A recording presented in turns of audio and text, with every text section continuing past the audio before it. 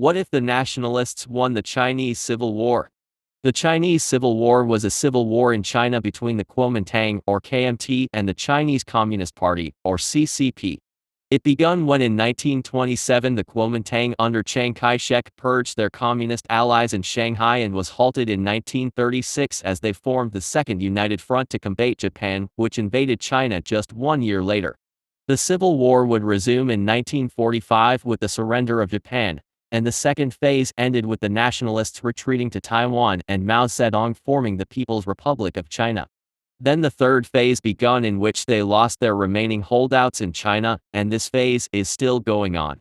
In 1971 the United Nations would recognize the People's Republic of China over the Republic of China, with both still claiming the other as part of theirs.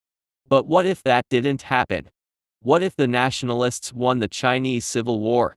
In this timeline, US President Harry S. Truman sends more support to the Nationalists, and he was even criticized in our own timeline for not helping the Kuomintang out, and so by 1947 and 1948 the Nationalists defeat the Communists, and the war officially ends in late 1947 with the fall of Harbin, but with fighting ending in 1948.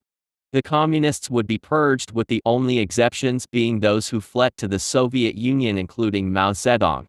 He would pressure Stalin to declare war on China, but he would refuse, as this would defiantly escalate into a war with the United States, who were at that time the sole nuclear power. Unfortunately, like in OTL, Tibet gets invaded, and while they still protest, they never gain independence. Speaking about comparisons, China isn't a democracy. Sure, the Kuomintang was democratic in its core under Sun Yat-sen, but when Chiang Kai-shek took over after the death of Sun Yat-sen, it turned into a military junta, and also their capital is in Nanking rather than Beijing. With China being capitalist, this has huge implications for the Cold War. The Korean War probably still breaks out with a Soviet-Korean offensive to the south, only to be pushed back by Americans' Korean counteroffensive. The change is, however, that China doesn't send 500,000 troops to aid the Communist North, and so by the end of 1950 the Communist regime falls and Korea reunifies under the South, and North Korea is just a little footnote in Korean history.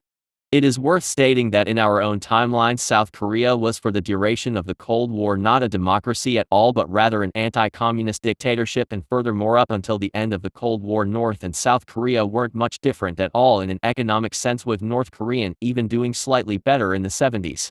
When Stalin dies in 1953, Nikita Khrushchev still becomes General Secretary of the Soviet Union, and he would try to approach the West, and one way of doing that could be to send PAI, and maybe even exiled communists, to China. Once they cross the border, they would be brought to trial with the communists in Shanghai and PAI in Harbin, with PAI and the highest-ranking communist, if not all of them, being executed and the rest being imprisoned for treason and collaboration with the Empire of Japan or Union of Soviet Socialist Republics, and with that the last Chinese emperor would be killed. The Vietnam War also changes. Without a disaster in Korea, the United States launch a full-scale invasion. The reasoning why they didn't in our own timeline is because of China launching their own offensive. But here, not only didn't it happen, but it would never, and if they do invade from the north, then it is to crush the north and not aid them. And with that, Vietnam also reunifies under Ngo Dinh Diem, and like Korea and China, they are an anti-communist totalitarian dictatorship. Vietnam being reunified by the South also causes both Laos and Cambodia to never turn communist and remain capitalist monarchies, meaning we don't get Pol Pot doing a little bit trolling. With China not being communist, Sabah, Sarawak, and Singapore don't join Malaysia, but since Singapore got yeeted out, this wouldn't have a huge effect. For the other two, they are big but have a low population, so this won't impact Malaysia too much. They could either remain independent like Brunei or fall to Indonesia, with Sabah potentially also falling to the Philippines. Another change is that Burma never becomes a military dictatorship. The military of early Burma was a laughingstock at best, but by fighting rebels ANS, especially the Kuomintang, which fled to Burma, that gained a lot of strength, so much so that they could overthrow the government and rule with an iron fist to this day. Compared to OTL, China is just a lot stronger. Sure, Chiang Kai-shek isn't perfect, but they never suffer through the Great Leap Forward, which would be the biggest famine in human history, with 15 to 55 million casualties, which would put in somewhere between World War I and World War II. The province of Anhui itself would see the death of 18% of its own population.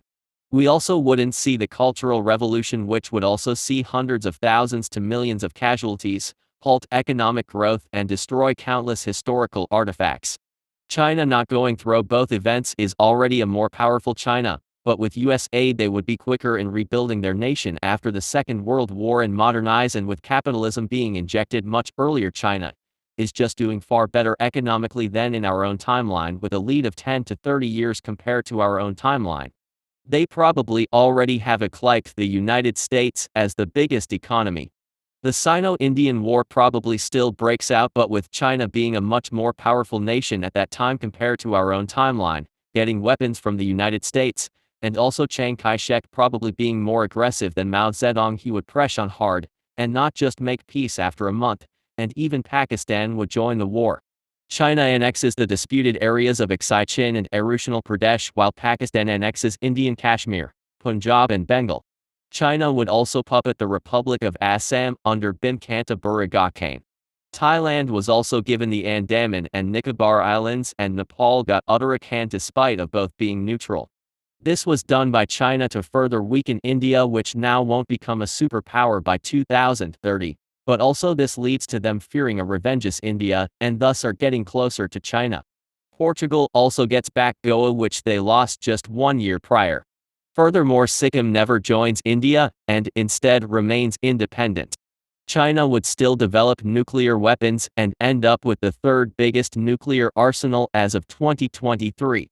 In 1975, Chiang Kai-shek dies, having ruled for 47 years, making him the second longest ruling dictator after Fidel Castro, and his son Chiang Ching-kuo becomes the president of the Republic of China, until 1988.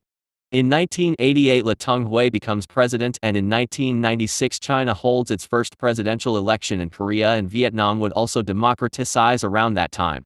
In 1997 and 1999 China still takes Hong Kong and Macau from UK and Portugal, and with China being a democracy, protests would be much smaller.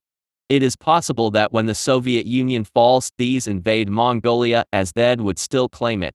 By the was with China, North Korea, Vietnam and Laos being capitalist, or for North Korea non-existent, only Cuba would be communist nowadays. In the 90s China would gradually become a power that rivals the United States, and tensions would die, and shortly after one Cold War ends another one emerges between Washington and Nanking. In a potential Third World War we may see three factions, namely the American-led NATO and its allies, the Russo-Indian-led Eurasian Alliance, and the Chinese-led Nanking Pact, and all three have equal chances of winning and dominating the world if a nuclear war doesn't end the world as we know it. Nowadays China is an even greater force than nowadays, with the biggest economy and being able to rival the United States on its own.